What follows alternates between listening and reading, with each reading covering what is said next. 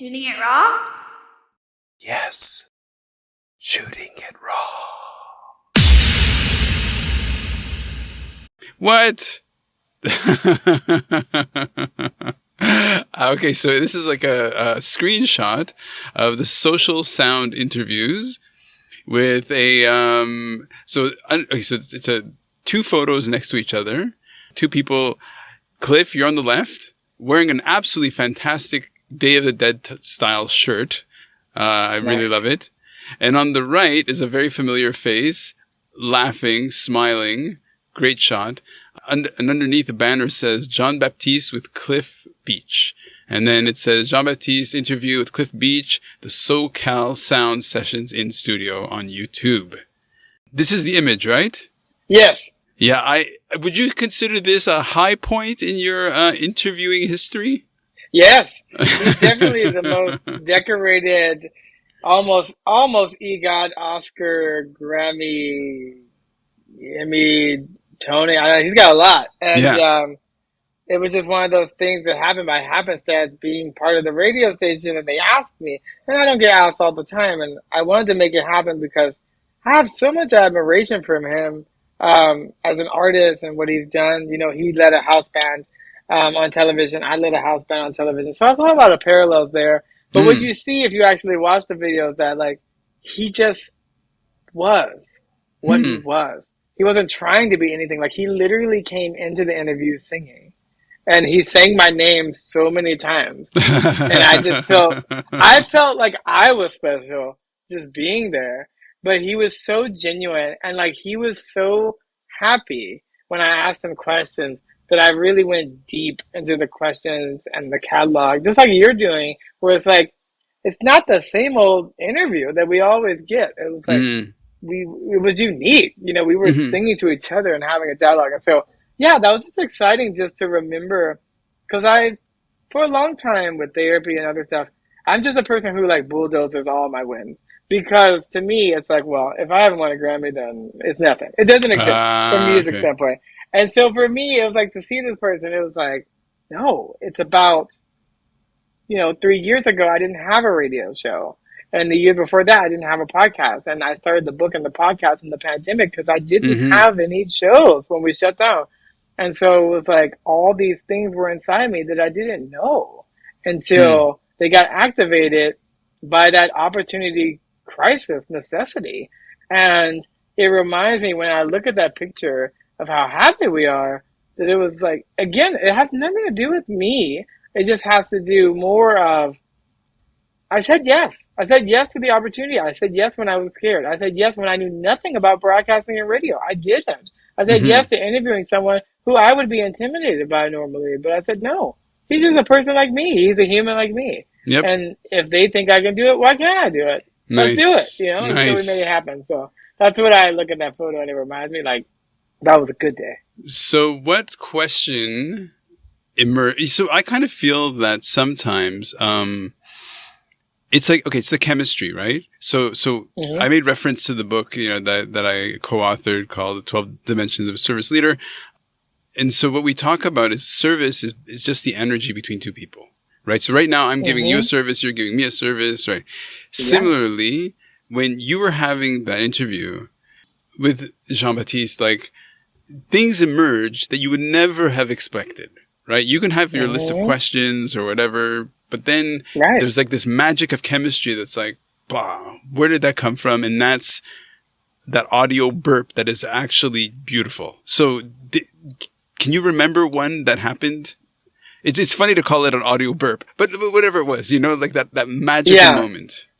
Well, I believe that we stand on the shoulders of giants. So I knew about Jean Baptiste from people I interviewed from New Orleans, who told me that he came from a very famous musical family in New Orleans. And he actually, on the album we were talking about at the time, had his dad on there.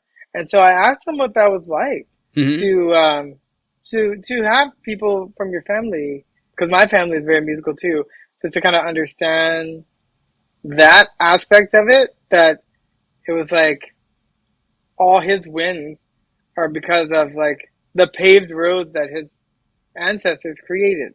That now he's walking down and continuing on and making new roads for other people. And so that was exciting because he had a lot of great things to say. And obviously New Orleans is just steeped in so much history of Oh music in yeah. general, especially with jazz, that it's like, and being a pianist and then just seeing his trajectory of like, I saw how he grew as a person being on TV. I remember seeing him and I was like, he was more shy and less and Hmm. more introverted. And then all of a sudden it was like he exploded and he was dancing and up and wearing crazy clothes and like, it's like he was always that, but it's like you don't always tap into that right away. Like for me, it's like everyone sees me now and they're like, you always have red and black and you have cool glasses and tattoos. Like, well, I didn't have Mm. that 10 years ago, but I grew into that because it was like as you start stripping off the baggage and you get Hmm. more to the real you, the more you reveal under there, the more I think becomes infectious to other people. So it's like he's singing, I'm singing, we're mirroring in kind, and we just had a vibe. And it was like 13, 15 minutes of just pure, just Oh back wow. and forth. No dead time, just pure camaraderie and admiration. And what I respect and love about him is that he treated me like an equal, not knowing who I was, not knowing necessarily about my music and stuff, but through the process, just he was going to give me respect no matter what, just Yep. as a human being. I think that's great because I've definitely met people who are like, I loved your music, and you were kind of like a douche to me, and now I can't listen to your music, Right. Right. No, and I'm I've been there too. like, yeah. Okay, so two humans meeting, two humans exchanging, and then there's this funny magic that happens. Okay, so an album that was really influential in your life.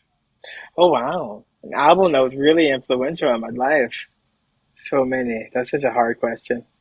I mean, it's cliche, but I'll say it like this. I was born a cold December of 1982. And in 1982, Yeah, yeah, there's two main albums that came out in that time, but the biggest one is Michael Jackson Thriller. So I sure. was a huge Michael Jackson fan. Yeah. Um, he made me want to do music as a kid. I used to watch this VHS tape called Moonwalker, and Hmm. I was glued to it. I remember watching like The Wiz and other stuff. It was just like everything about showmanship, musicianship. It was just like magnetic.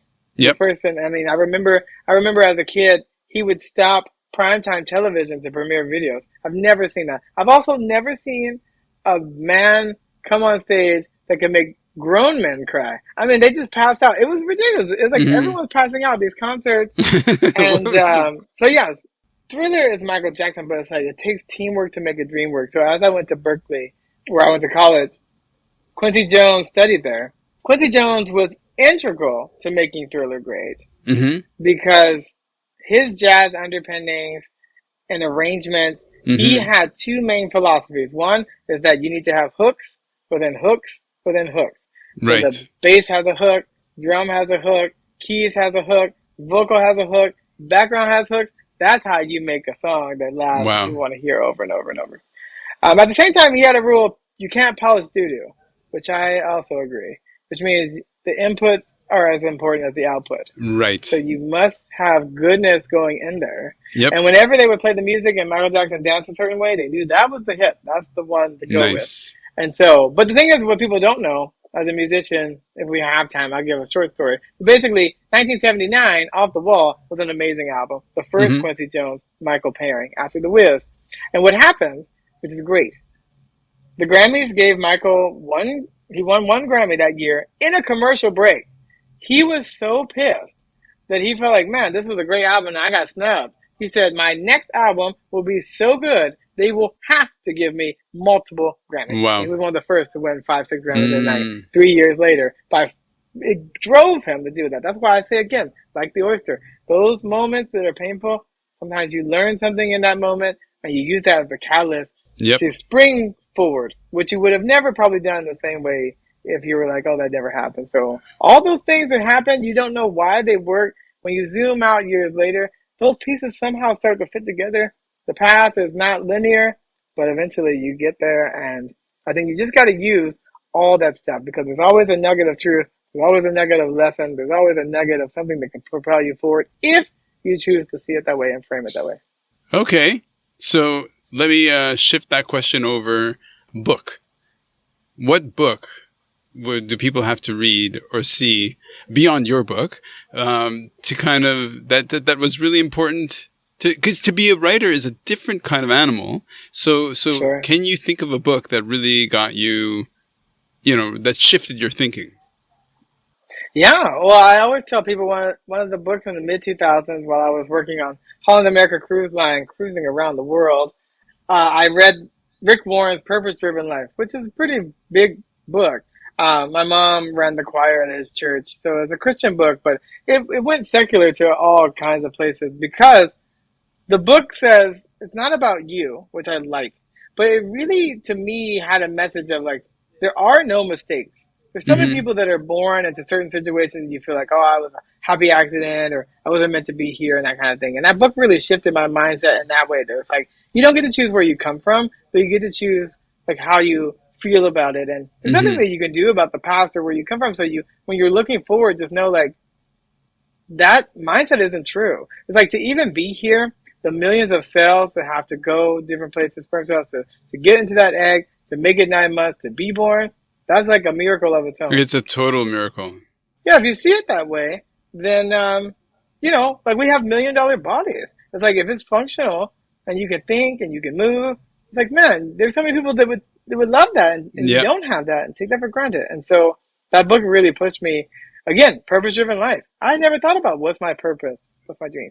You flew by really kind of quickly. That's kind of how you throw your seeds out into the wind.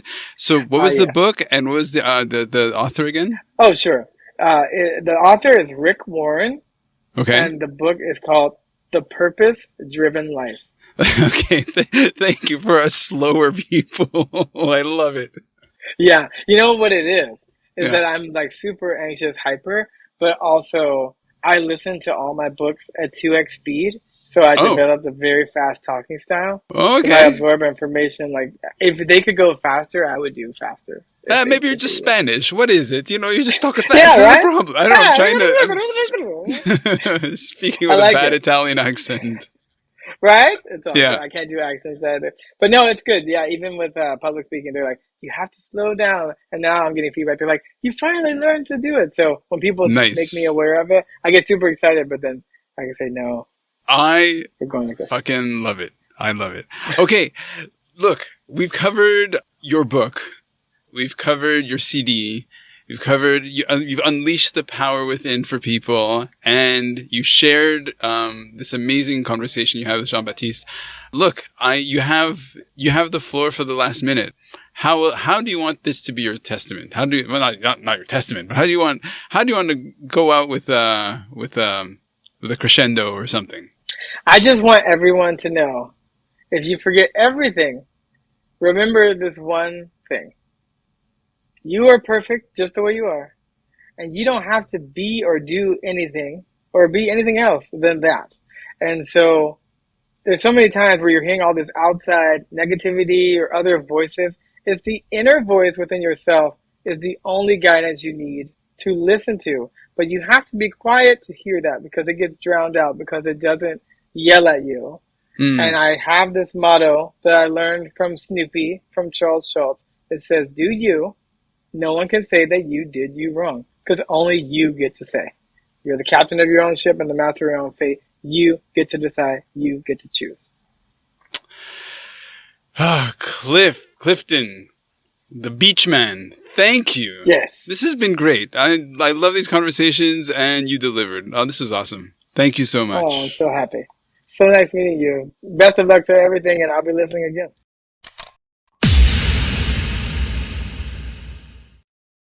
So is life really a gift? Really?